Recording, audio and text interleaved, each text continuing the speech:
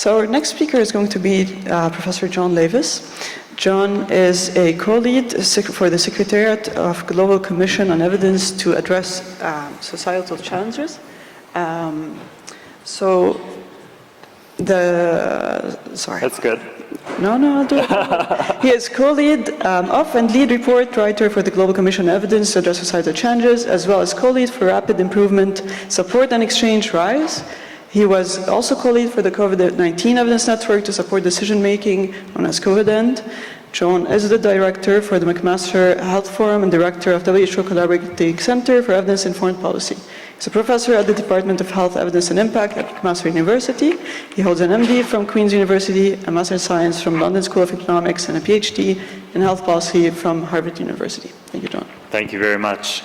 It's a pleasure to be here. It feels like a really exciting time in evidence world, and I'm hoping that I'm going to convince you that now is the time for rapid collaborative decision-making about how we build a better future together to support decision-making, including of the incredibly powerful mechanisms that we heard from Jane that are happening at the local level. Back in January, we put out an update to the Global Evidence Commission report saying we feel that momentum is building for a step change improvement in how we use evidence to address societal challenges. We also felt like we were seeing momentum across all three implementation priorities, but to be honest, a lot of the traction in the last couple of months has happened with that second priority, and that's the area where I hope that we're poised on the brink of breakthroughs. We've been working on this idea of summarizing the lessons learned over these last 4.5 years during COVID and the immediate post-COVID era, and talking about how we build a better future together. So we contacted all the members of the Implementation Council of the Global Evidence Commission, 90 organizations around the world, the members of the Alliance for Living Evidence, the members of Evidence Synthesis International, and we invited them to become contributing authors on a statement about what the future could look like. And we did this because we wanted to see if we were all on the same page about what the future could look like, but also because, as one of my colleagues said to me, actions speak louder than words. And so we need to know, is there that commitment to one another to build a better future with this evidence system? It's a first draft. We hope it is good enough for the next 6 or 12 months, but we would love to see a far more inclusive process built in the future that builds on it. Right now, it gives a lot of attention to living evidence syntheses because that's the shiny penny that is attracting the interest of a lot of funders, but there are many forms of evidence that we need to make more central in decision-making. There are 6 features, and you'll see that the first letters come together to say, show me the evidence. When we came up with this, I completely forgot there was a really great book about how Barack Obama, during his years as president, foregrounded evidence in a lot of policy decision-making. So if you Google it, you'll see the book before you see these show me the evidence features. I want to talk in particular about 2. Harmonized efforts globally that make it easier to learn from others around the world. Can we help the Janes of the world, who are so good at bringing together multiple local forms of evidence, add as one more ingredient into her magical recipe these insights from other contexts similar to hers that might inspire action locally? The second thing I want to talk about are support systems locally that use many forms of research evidence to address local priorities. And this is where I draw inspiration from Jane. She has that down pat, as does my colleague Promise and others at PACE, who you heard 2 days ago, colleagues that you heard yesterday from India and Brazil. My time isn't advancing, so I'm going to keep talking for ages if someone doesn't help me with where I am. Harmonized efforts globally. Right now, it feels like everybody's out there chasing pieces of the bigger puzzle. They're chasing pieces of the infrastructure, but it's often chopped up by topic area, They're engaged in small-scale production enterprises. We're not focused on the bigger whole. We have heartbreaking amounts of duplication of data extraction and risk of bias assessments.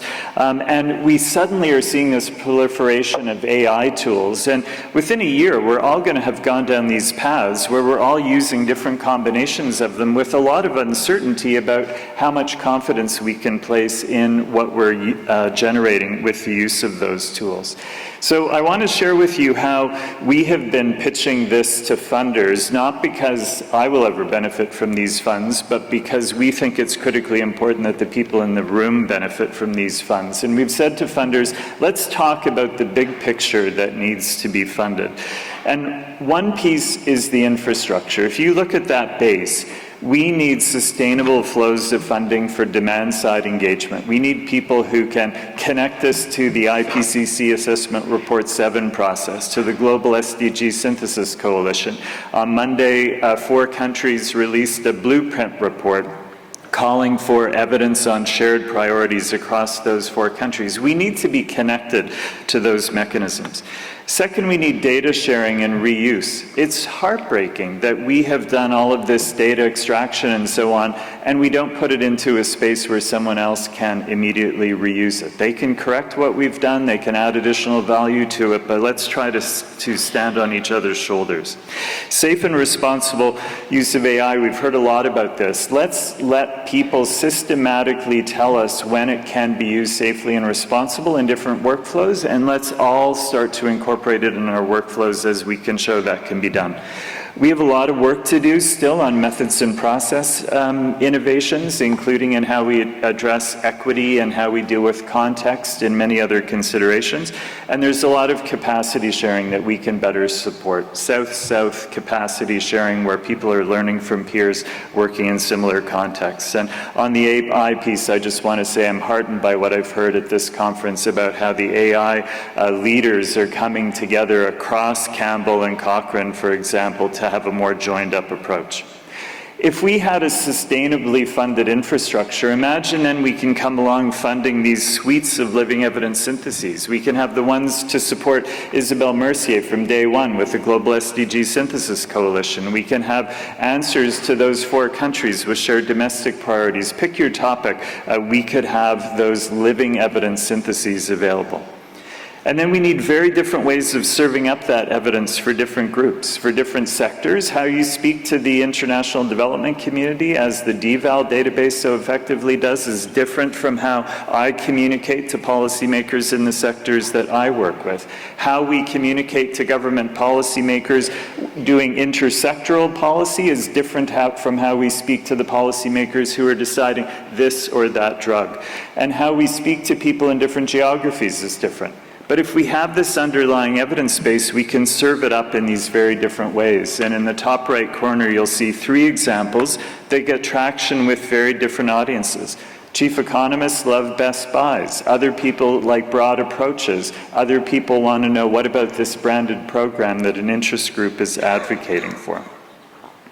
So now let me move on to feature 1, support systems locally. And Jane gave a master class in what this can look like.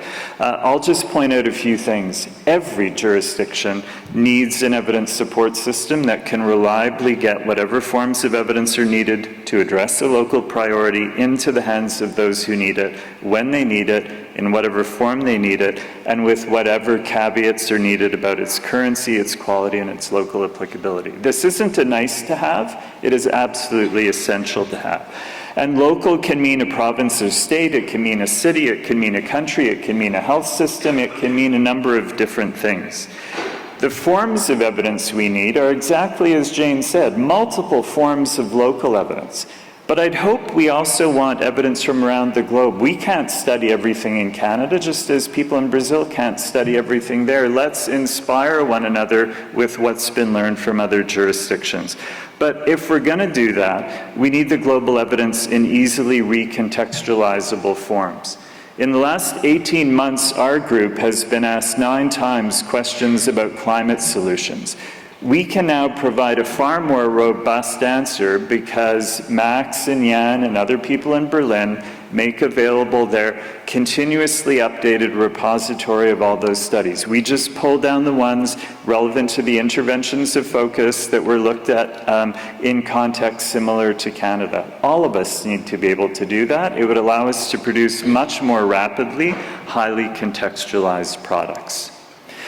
I'm not going to go into detail about this slide. I'll just say that there are people like Jane, there are people like Devaki, there are people like Laura, there are people like Promise who know how to mix and match the different forms of evidence when questions come in. And sometimes they're given 2 business days, and sometimes they're given 5, and if they're really lucky, they may be given 2 or 3 weeks. And they need to know which forms of evidence do they go to, depending on whether it's about a problem and its causes, or about an option, or about an implementation. And what I think we can do as a global community is make it much easier for them to bring those local forms of evidence alongside the evidence from around the globe, and then put it alongside these other insights, like what key stakeholders are saying, like indigenous ways of knowing, like all of the other stuff that also needs to be part of the policy process. Pick your framework. This is a learning health systems framework. Same thing. We can mix and match forms of evidence depending on where we are in learning and improvement cycles through care improvement processes.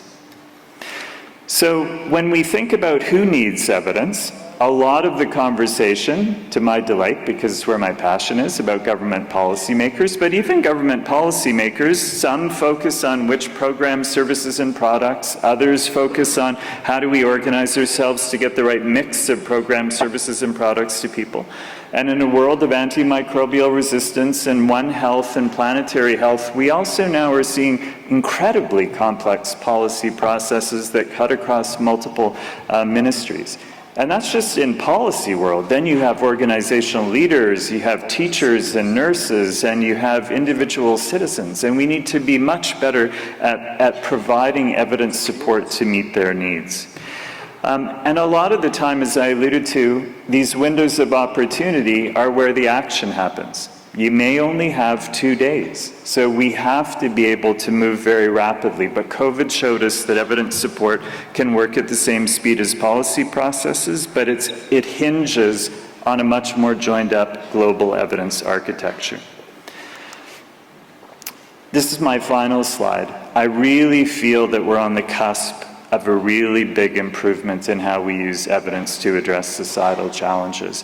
And a big part of that is setting ourselves up to go from global evidence to local impact. Jane has to be able to do her work at the local level with many forms of local evidence to local impact, but surely we can work collaboratively to get the global evidence that is relevant to Jane's context into her hands in those short timelines so she can put it alongside the local evidence.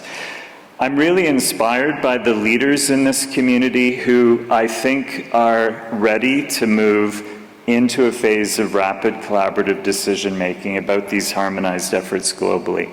And I hear them saying all the right things. Let's start with talking about why we want to do it. Then we can move on to what's needed. What's needed that's small, big, and large, what's needed now, what's needed next, what's needed later, and then we'll come to the question of how we go about doing it, who does it, and when we get to that, let's make sure the money flows in systematic and transparent ways. But one thing I want to emphasize is when we're building this new system, equity has to be at the foreground. Shifting this system to a system where we have global leadership, global production in the global south has to be part of this transition. If we put moving to a much more equitable global evidence architecture at the center, every step needs to be a step towards a far more equitable system and one where power is redistributed much more to folks in the global south. If you haven't seen the Show Me the Evidence features, they're on our website. They're currently in a couple of languages. They'll soon be in 7. We invite you to say, I sign up to these. We think they're a vision for a better future, and we really want to see all of you working together to make this vision a reality. Thank you.